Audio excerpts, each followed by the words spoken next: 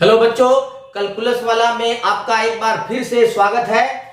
आज फिर हम आपके लिए सॉलिड स्टेट्स का नेक्स्ट पॉइंट लेकर आए हुए हैं और सॉलिड स्टेट वाले यूनिट को हमने स्टार्ट कर दिया है और one by one point wise इसका डिटेल्स नोट्स हम बताते जा रहे हैं और वीडियो हम लोग लोड करते जा रहे हैं और आप देखते भी जा रहे हैं और आपका जो व्यू जो आ रहा है वो बहुत सराहनीय है। इसी तरह आप वीडियो को देखते रहिए और अपने बोर्ड के लिए कंसेप्ट्स को बूस्ट करते रहिए। और आगे हम आज पढ़ाएंगे कि अब देखिए ये सॉलिड स्टेट्स के विभिन्न प्रकार के टाइप्स के बारे में बता दिया है और रवादार ठोस के बारे में बता दिया है, उसके गुण के बारे में बता दिया है, रवादार और बेरवादार ठोस के बारे में बता दिया है। आज हम एक छोटा सा क्वेश्चन पहले देते हैं, उसके बाद में फिर हम चलते हैं कि रवादार ठोस की ज्यामिति की व्याख्या करने के लिए हमें किन किन पॉइंट्स की आवश्यकता है, थोड़ा उनको डिफाइन करेंगे। अब हम मेन सॉलिड केमिस्ट्री में इंटर करने वाले हैं, क्योंकि अभी तक सिर्फ थ्योरेटिकल पॉइंट्स आए थे। अब थोड़ा मैथमेटिकल कैलकुलेटिव पोर्शन भी आएगा और आपको बहुत मजा आएगा और पढ़ने में भी और सुनने में भी। इसलिए बच्चों एक क्वेश्चन पहले लिखिए सॉलिड केमिस्ट्री पर कि ग्लास को, शीशा को सुपर कूल्ड लिक्विड क्यों कहा जाता है। क्योंकि ग्लास जो है वह बेरवादार ठोस है, ये तो हम सबको मालूम हो गया है। क्यों बेरवादार ठोस है? क्योंकि इसके अवयवी कण, परमाणु या अणु निश्चित पैटर्न में व्यवस्थित नहीं रहते हैं, वे रैंडम यादृच्छिक रूप में इधर उधर व्यवस्थित रहते हैं, नियमित पैटर्न की रचना नहीं करते हैं। और आप जानते हैं कि जिन ठोसों में अनियमितता पाई जाती है, जिनमें व्यवस्था का अभाव होता है, जो इधर उधर छितराए हुए रहते हैं, वैसे ठोसों को ही हम बेरवादार ठोस कहते हैं। लेकिन जिसमें अनुशासन होता है, जिनके कण नियमितता के आधार पर नियमित पैटर्न में व्यवस्थित रहते हैं, एक दूसरे से काफी मजबूती से बंधे रहते हैं, उन्हें रवादार ठोस कहते हैं। तो पहले इस क्वेश्चन को लिख लेते हैं, कई बार आपके एग्जाम में आता है तो क्वेश्चन बना के लिख लेते हैं कि शीशा को, शीशा यानी ग्लास को सुपर कूल्ड लिक्विड, अति शीतलित, अति शीतलित, अति शीतलित द्रव, super cooled liquid, super cooled liquid क्यों कहा जाता है? क्यों कहा जाता है? क्यों कहा जाता है? इसका आंसर तक लीजिए, बहुत इजी है।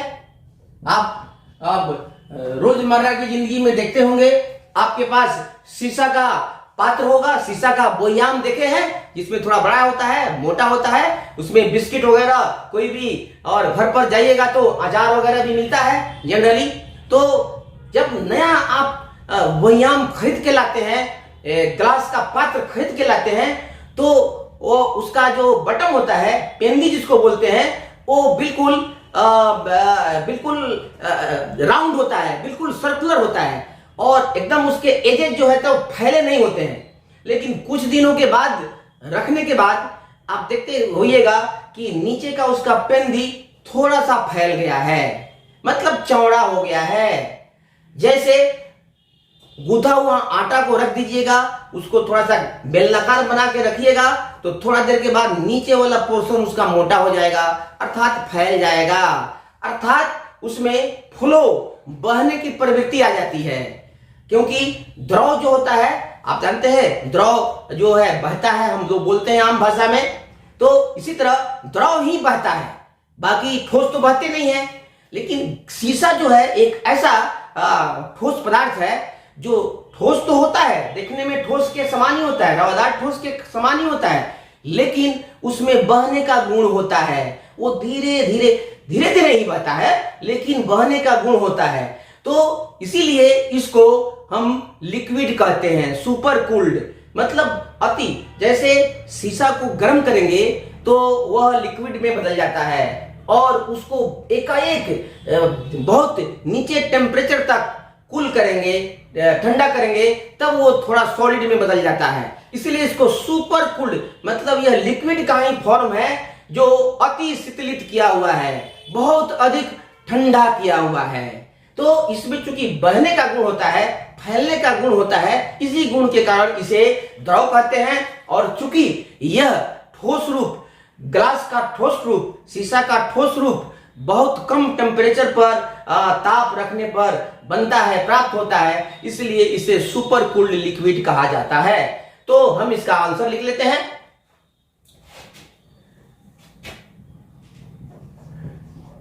शीशा एक बेरवादार ठोस है, बेरवादार ठोस का उदाहरण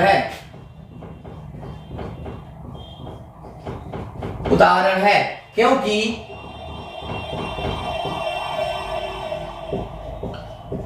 इसके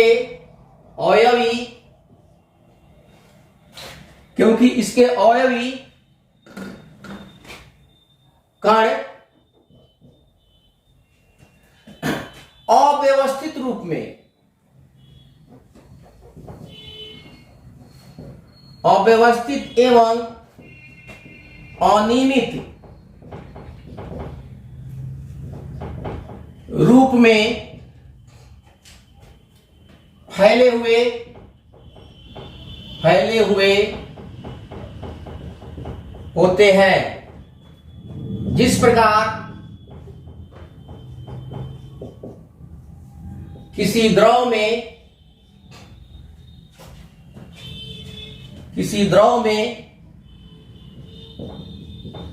उसके अणु यादृच्छ रूप में इधर से उधर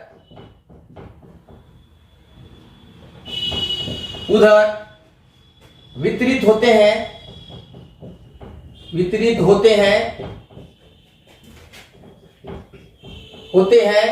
ठीक उसी प्रकार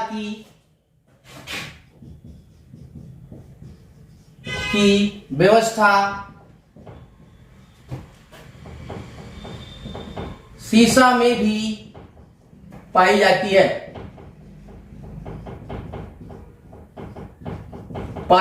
है।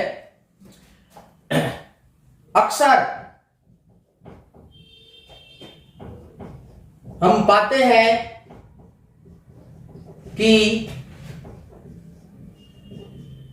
शीशा का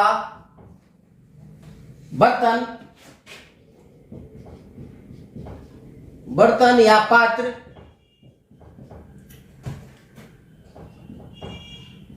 बहुत दिनों तक रख देने पर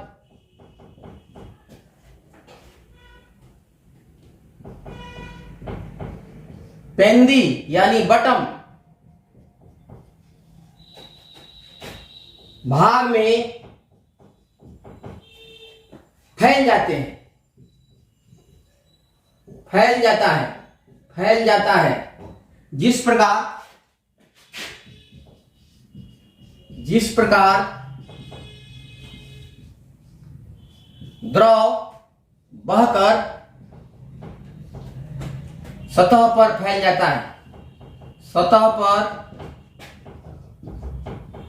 फैल जाता है,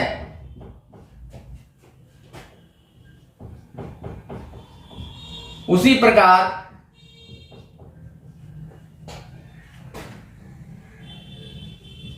कम ताप पर शीतलित किया हुआ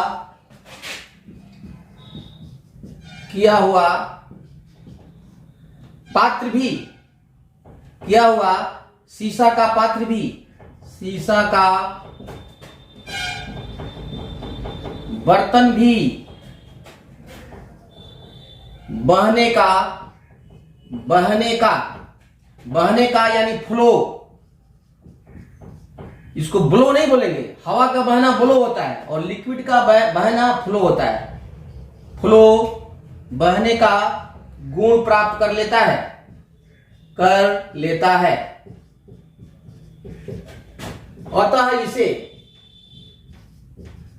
अतः इसे अति शीतलित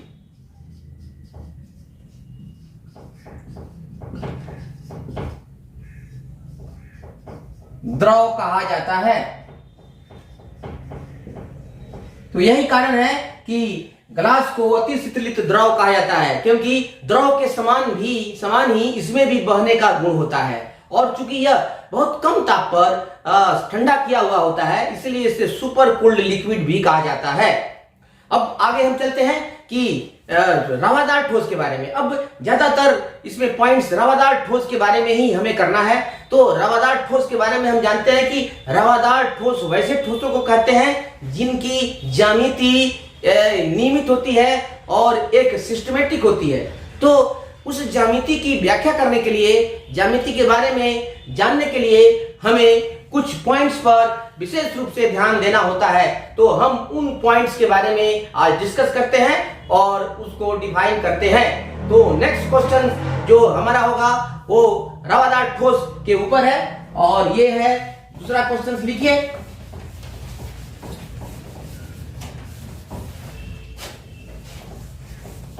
रवादार ठोसों के लिए निम्नलिखित पदों की व्याख्या करें।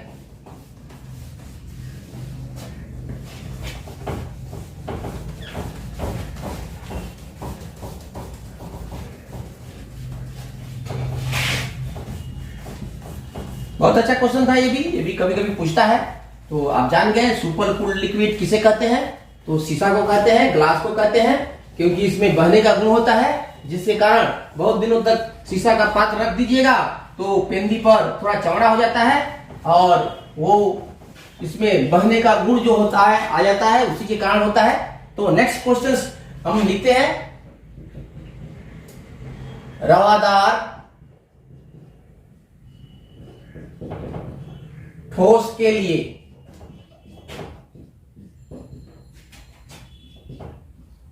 निम्नलिखित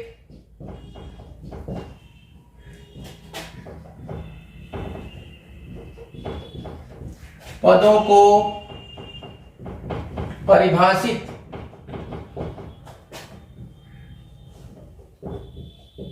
करें। फर्स्ट में देते हैं हम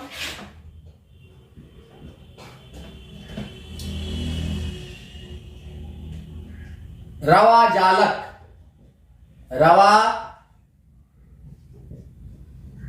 जालक, crystal lattice, crystal lattice. Number 2 में होगा आपका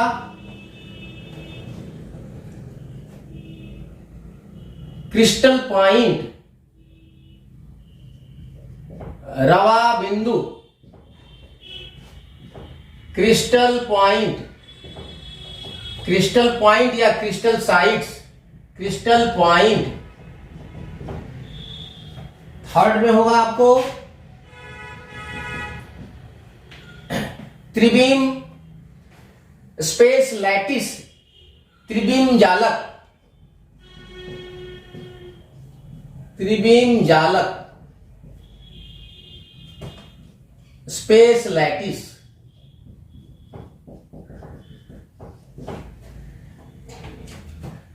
फोर्थ में होगा आपका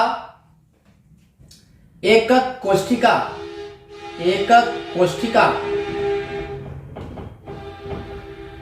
या इकाई सेल, यूनिट सेल,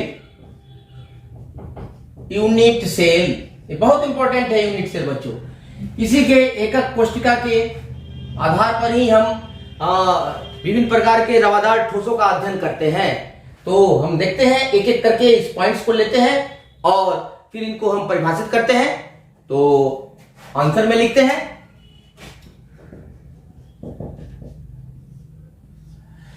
देखिए चूंकि रवादार ठोस जो है अनेक छोटे छोटे कणों से, परमाणुओं से, अणुओं से और आयनों से मिलकर बने होते हैं, जो नियमित क्रम में व्यवस्थित होते हैं।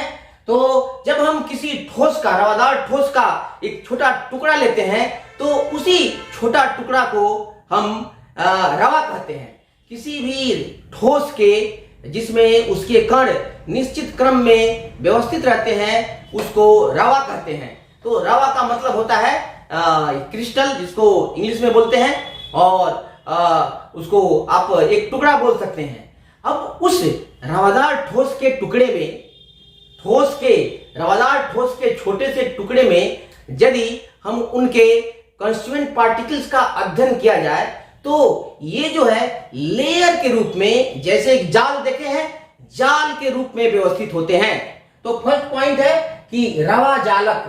तो किसी रवादार ठोस में फैले हुए उसके अवयवी कणों द्वारा बनाए गए जाल जैसी रचना को रवा जालक कहते हैं। तो इसको परिभाषित कर लेते हैं।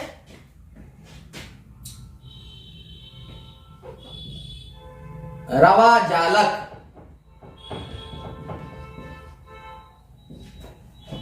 Crystal lattice.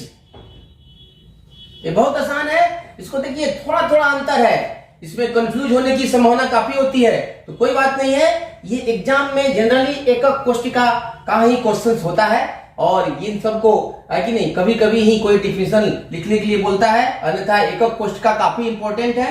रवा जालक क्रिस्टल लैटिस।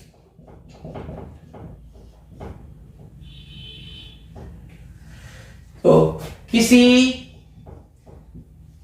रवादार ठोस में उसके अवयवी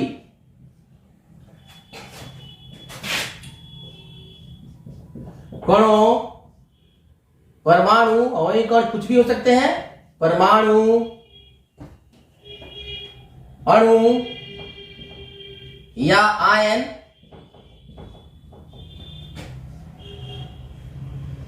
की नियमित व्यवस्था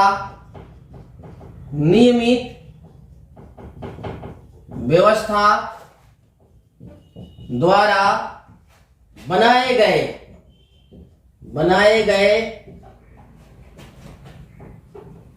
जाल जैसी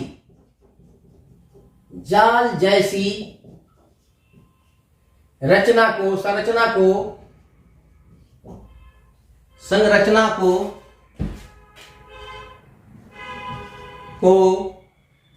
रवा जालक कहते हैं। रवा जालक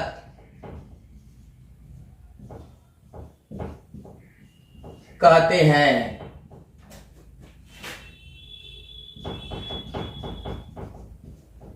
जिसके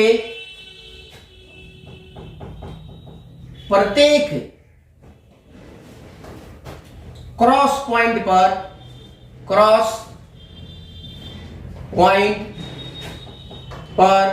अवयवी कण उपस्थित होते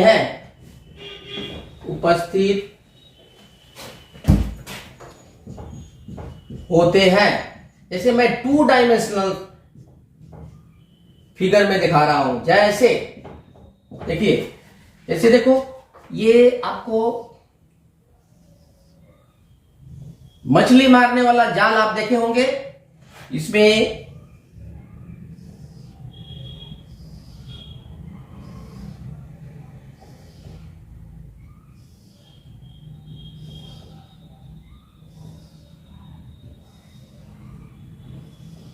जो एक लेयर में होता है उसी को जालक बोलते हैं। अगर एक जाल के ऊपर दूसरा जाल रखते हैं तो उससे स्पेस लैटिस का, उससे त्रिविम जालक बनता है। तो सिंपल जो एक लेयर होता है उसको सिर्फ जाल कहते हैं। तो देखिए यही जाल है, इसका ये प्रत्येक पॉइंट पर, इसी पॉइंट पर जो परमाणु, अणु या आयन विद्यमान होते हैं, इन बिंदुओं को ही ये पॉइंट बोलते हैं, रवा बिंदु कहते हैं, क्रिस्टल पॉइंट। रवा जालक के जिस बिंदुओं पर परमाणु, आयन अथवा अणु स्थित होते हैं उसे रवा जालक कहते हैं, उसे जालक बिंदु कहते हैं। तो देखिए बच्चों, ये बहुत आसान है, इसको यूनिट वाइज समझते चलिएगा, सारा कंफ्यूजन, सारा प्रॉब्लम दूर हो जाएगा। इसलिए वीडियो को बार बार देखिए और समझिए और ज्यादा समझने की कोशिश करिएगा तो और अच्छा रहेगा। मैं एक एक पॉइंट को ओपन करते चल रहा हूं। जिस भी बोर्ड के बच्चे हैं सभी के लिए यह काफी लाभदायक है, काफी प्रमुख है। तो ये आपका ये रवा जालक हुआ है, ये रवा जालक, सरल रवा जालक, सरल रवा जालक, क्रिस्टल लैटिस। अब चलते हैं हम नेक्स्ट पॉइंट पर। तो नेक्स्ट पॉइंट है आपका रवा बिंदु।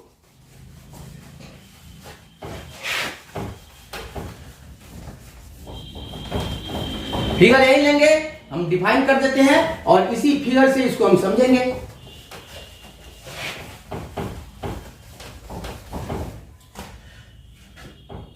इन सभी बिंदुओं को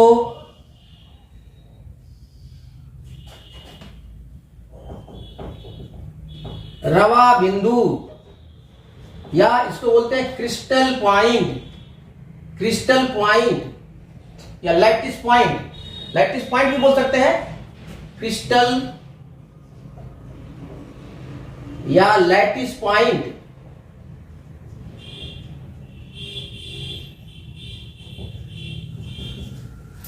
तो दूसरा लेते हैं, ये आपका दूसरा पॉइंट है, आपको रवा बिंदु।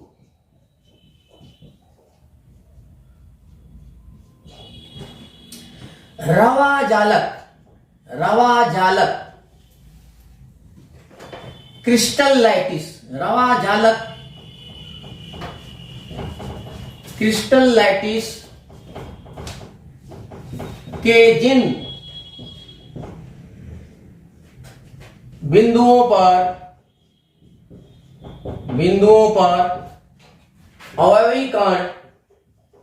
अवयवी कण उपस्थित होते हैं, कण उपस्थित होते हैं, उसे ही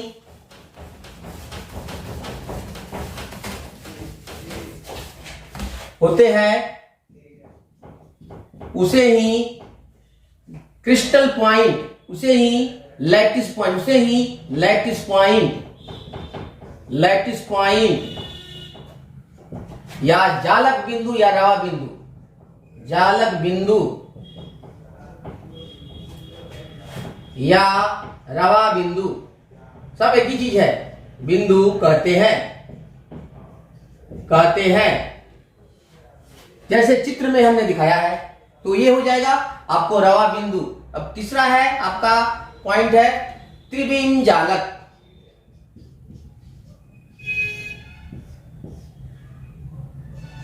त्रिविम जालक,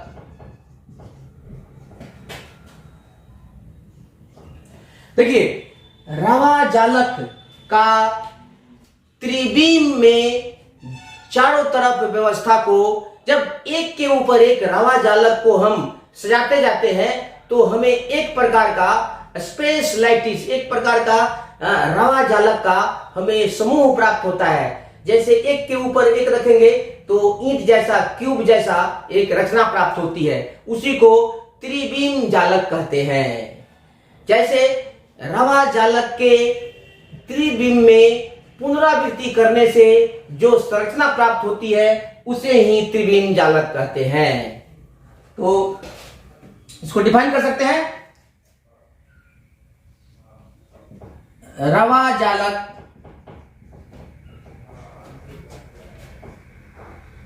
क्रिस्टल लैटिस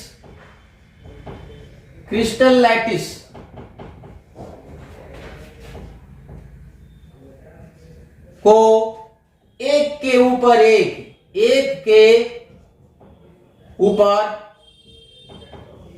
एक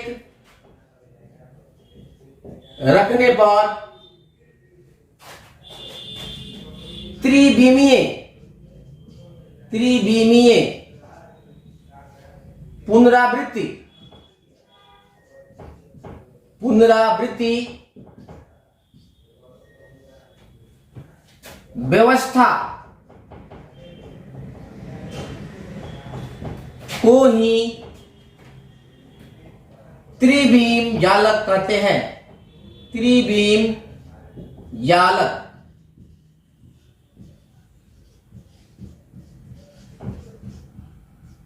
कहते हैं। ऐसे एक के ऊपर एक, जैसे चादर जो होता है, आप बेडशीट देखिएगा, ये अगर कोई शॉपकीपर बेचने जाता है, जब आप जाते हैं, एक के ऊपर एक के सजा के रखता है, तो उससे हमारी जो ये रचना प्राप्त होती है, बहुत सारे चादर को एक साथ रखने पर, उसी को हम यहाँ पर स्पेस लैटिस कहते हैं। और एक सिंपल चादर लीजिएगा तो दैट इज क्रिस्टल लैटिस। सो यही डिफरेंस है इसमें। नेक्स्ट है कि एकक कोष्ठिका, ये बहुत इंपॉर्टेंट है। इसको हम ठीक तरह से डिफाइन करते हैं और देखते हैं कि ये एकक कोष्ठिका क्या है, एकक कोष्ठिका के डिफरेंट टाइप्स क्या है। तो एकक कोष्ठिका को हम लेते हैं।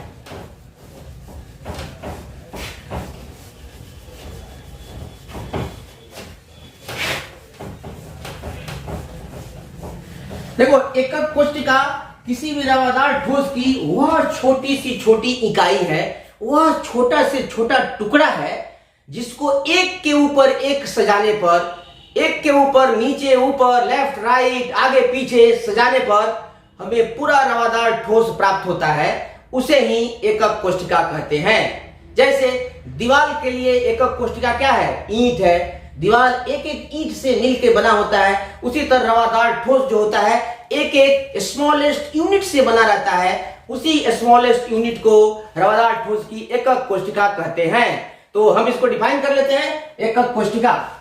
चौथा पॉइंट है एकक कोष्ठिका। एकक कोष्ठिका,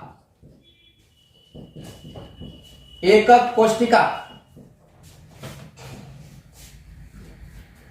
रवादार ठोस की, रवादार ठोस की वह छोटी सी छोटी इकाई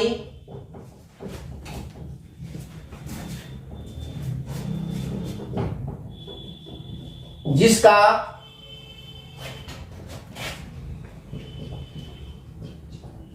त्रिविम में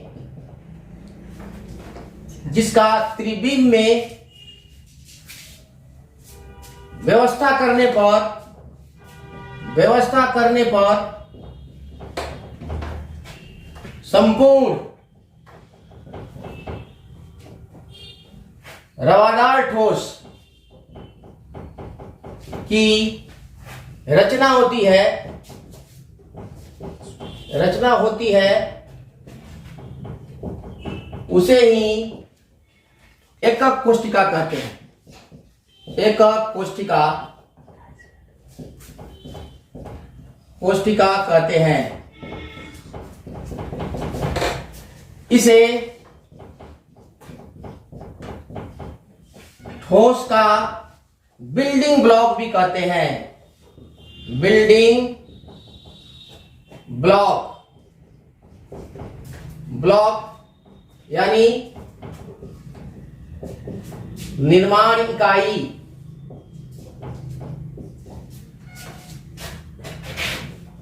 भी कहते हैं। यह ईंट के समान होती है। जिस प्रकार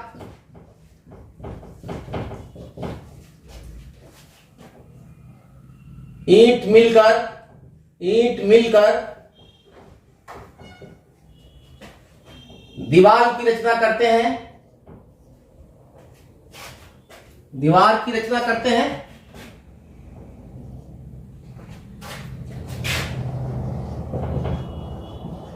रचना करते हैं, ठीक उसी प्रकार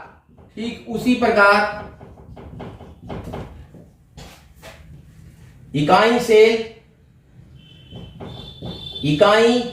सेल या एकक कोशिका, सब एक ही नाम है। एकक कोशिका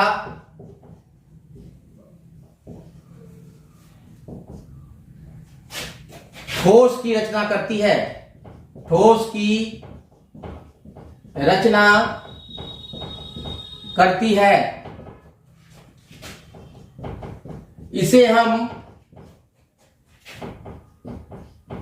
निम्न प्रकार प्रदर्शित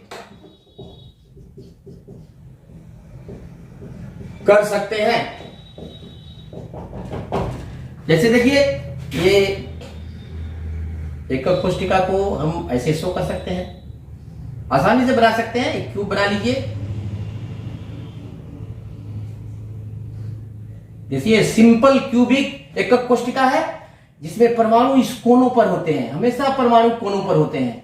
हम बाद में नेक्स्ट वीडियो में आप इसका टाइप्स बताएंगे और एक एक करके एग्जांपल देंगे, डिफाइन कर देंगे। ये ऑयल कण है, ये सिंपल यूनिट सेल है, सिंपल यूनिट सेल। फिर अगर दूसरा लेंगे तो देखिए यहां पर टाइप्स में हम बताएंगे, बट एग्जांपल मैं दे देता हूं 2 का।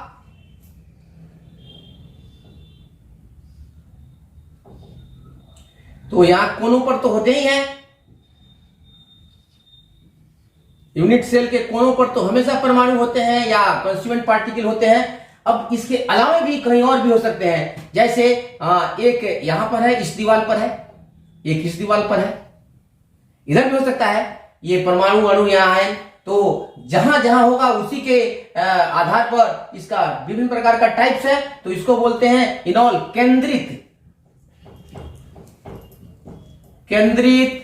Unit cell. ठीक है बच्चों। तो ये रहे ये यूनिट सेल के प्रकार, और भी बहुत सारे प्रकार हैं जो नेक्स्ट वीडियो में हम एक एक करके सभी प्रकार के यूनिट सेल के बारे में बताएंगे और डायग्राम के साथ बताएंगे, बिल्कुल क्लियर कट रूप से। और अब तक के लिए बस वीडियो यही खत्म करते हैं और फिर नेक्स्ट वीडियो के साथ हम मिलते हैं बाद में।